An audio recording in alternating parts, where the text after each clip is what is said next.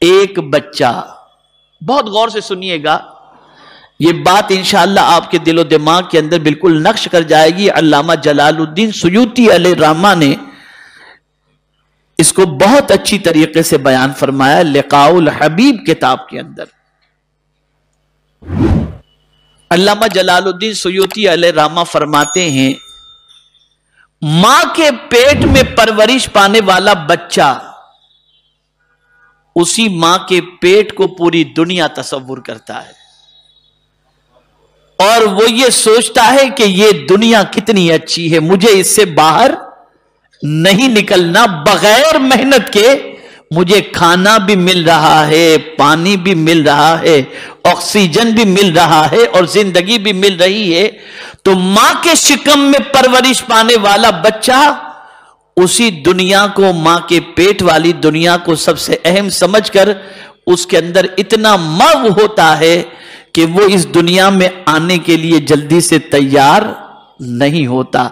اسی لیے یاد رکھیں کہ بچے کی ولادت جو ہوتی ہے نا، اس ولادت کا وقت آسان نہیں ہوتا، وہ وقت اتنا کٹھن ہوتا ہے کسی بچے کی ولادت کا کہ اس وقت جو ماں کو درد کے جھٹکے محسوس ہوتے ہیں، اس جھٹکے کا صلہ اگر پوری زندگی بچہ اگر کاندھے پر رکھ کر کے ماں کو اگر خانے کعبہ کا طواف بھی کرائے تو اس جھٹکے کا حق بھی وہ ادا نہیں کر سکتا۔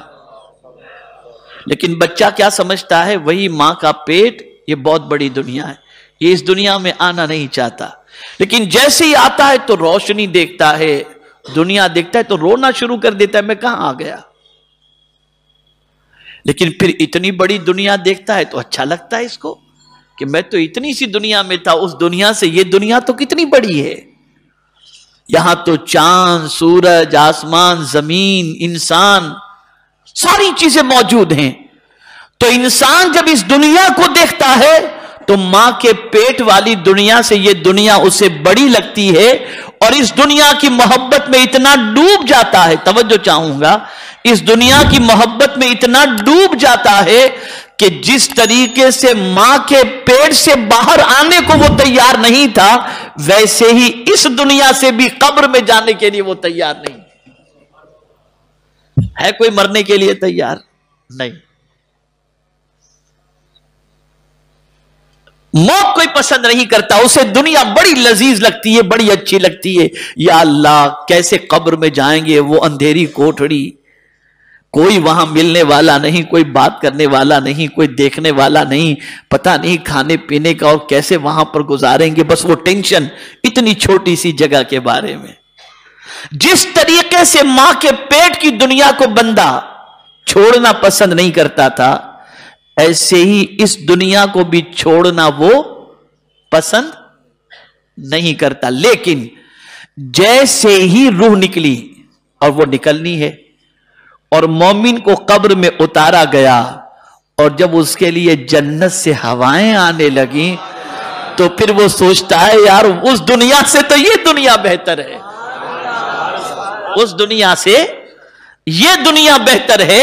اور پھر اسے قبر میں ایسا سلا دیا جاتا ہے کہ حدیث مبارکہ میں آقا کریم صلی اللہ علیہ وسلم نے فرمایا کہ مومن سے کہا جائے گا اس طرح سو جا جیسے دلہن سویا کرتی ہے، کہ دلہن کو اس کا محبوب جگایا کرتا ہے، ایسے ہی تجھے بھی تیرا محبوب قبر کے اندر جگا لے گا، سونے کا ہوگا۔ تو اب وہ بندہ قبر کو بہت اچھا، اسی لیے حضور صلی اللہ علیہ وسلم نے فرمایا قبر جنت کے باغوں میں سے ایک باغ ہے یا جہنم کے گڑھوں میں سے ایک گڑھا، اللہ ہم سب کے لیے جنت کا باغ قبر کو بنا دے۔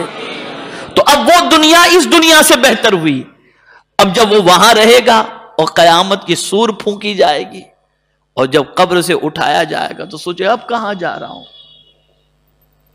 اب کہاں جا رہا ہوں۔ تو قبر سے نکلنے میں اسے ایک کوفت اور پریشانی محسوس ہوگی. یا اللہ محشر کا سما, جیسے آدمی دنیا کے بارے میں سوچتا ہے نا, دنیا میں ہے یہاں کتنا مزہ ہے, لائٹ ہے, اے سی ہے, پنکھے ہیں. یا اللہ قبر میں جائیں گے وہاں تو کوئی کنیکشن نہیں, پنکھا نہیں, ایئر کنڈیشن نہیں, قبر میں کیسے, ایسے ہی سوچے گا. یا اللہ میدان محشر تپش اتنی ہوگی, سورج سوا نیزے پر ہوگا, تانبے کی زمین ہوگی, حساب کتاب ہوگا, کتنا کٹھن وہ وقت ہوگا. تو وہ قبر سے بھی نکلنا نہیں چاہے گا, جیسے ماں کے پیٹ سے نکلنا نہیں چاہتا تھا, دنیا سے نکلنا نہیں چاہتا تھا, ایسے ہی قبر سے نکلنا نہیں چاہے گا. لیکن جب قبر سے سرکار کے غلام نکلیں گے اور ان کے لیے سواریاں موجود ہوں گی اور پھر انہیں جنت میں داخل کر دیا جائے گا, اور پھر جنت میں ان سے پوچھا جائے گا کوئی آرزو ہے جانا ہے دوبارہ دنیا میں؟ وہ کہیں گے نہیں مولا, جو مزہ جنت کے اندر ہے وہ مزہ کہیں بھی نہیں. تو یہ 4 ادوار ہو گئے, یہ 4 ادوار. تو یہ جو دنیا ہے یہ دھوکے کی دنیا ہے جہاں ہم اور آپ زندگی گزار رہے ہیں. اور جب یہ چیز کسی کے سامنے کھل جاتی ہے, صحابہ کے سامنے کھل گئی تھی یہ چیز, تابعین کے سامنے یہ چیز کھل گئی تھی, اولیاء کاملین کے سامنے یہ چیز کھل گئی تھی, اس لیے وہ دنیا کے عیش کو پرائیورٹی نہیں دیتے تھے, وہ آخرت کے عیش کو پرائیورٹی دیتے تھے. وہ جانتے تھے کہ یہاں کا معاملہ ایک دھوکہ ہے. حضرت ابراہیم ابن ادم رحمت اللہ تعالی علیہ کا دربار سجا ہوا تھا. توجہ چاہوں گا, دربار سجا ہوا تھا. ایک صاحب آئے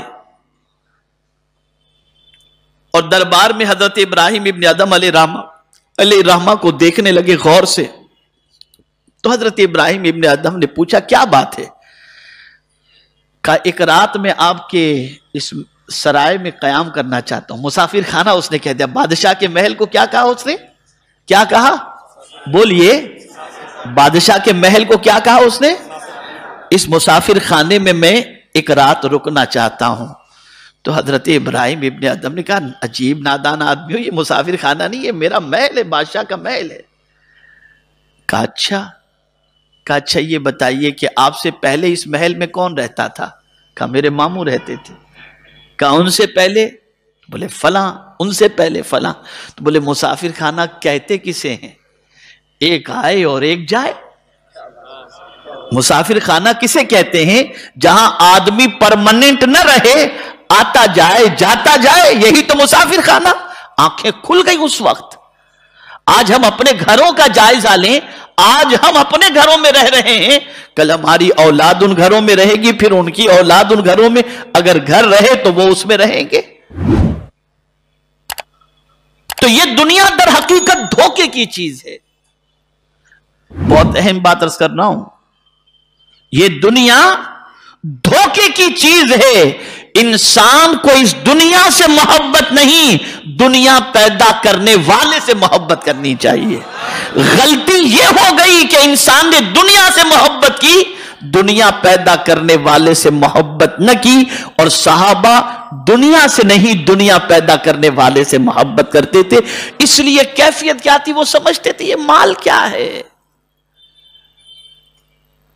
یہ دولت کیا ہے, یہ محل کیا ہے, یہ مکانات کیا ہیں, یہ ڈیکوریشن کیا ہے, یہ آسائش کا سامان کیا ہے, یہ سب ایک دھوکہ ہے.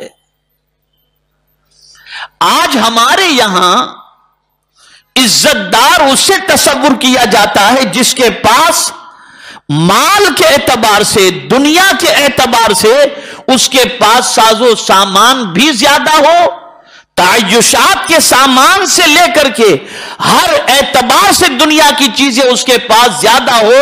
انسان اسے خوش نصیب بھی سمجھتا ہے اور عزت والا بھی سمجھتا ہے. لیکن سنو, اللہ والے کسے عزت والا سمجھتے تھے؟ اللہ والے یہ دیکھتے تھے اس کے پاس بھلے فاقہ ہے, لیکن اگر اس کا قدم شریعت سے نہیں ہٹا تو یہ عزت والا ہے. عزت والا.